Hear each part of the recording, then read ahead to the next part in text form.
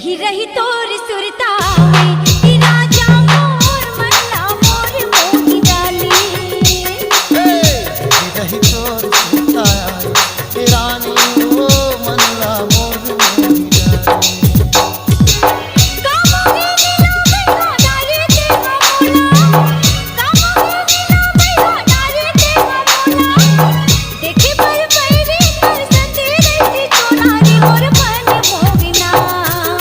रही रही तोर सुरताया हे रानी मोर मनला मोर मोही डाली।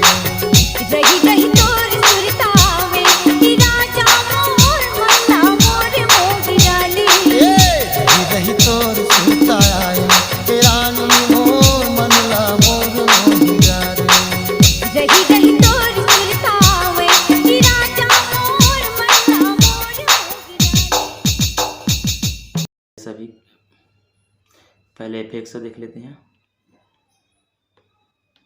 18 नंबर पहले सभी को ऊपर के एडिट,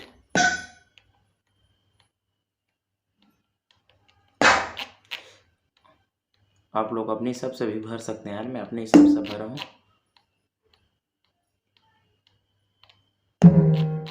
गलती हुई तो बताओ कमेंट में जरूर।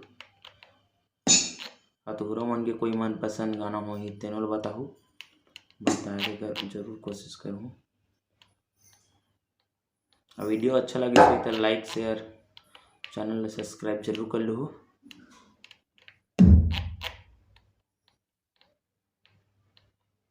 अंदर के एडिट,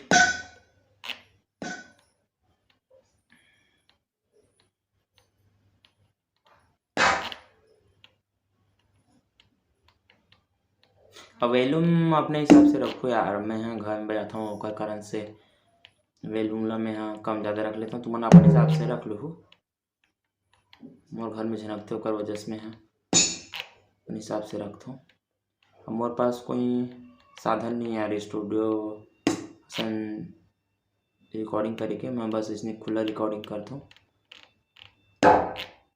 आवाज़ फटे फटे आत हुई तो माफ़ कर दो, कर ले पैड में बजाओ अच्छा बने। अच्छा लगे सो तो लाइक शेयर चैनल सब्सक्राइब जरूर कर दो। तो मिलता है नेक्स्ट वीडियो, तब तक के लिए जय जवाहर जय छत्तीसगढ़।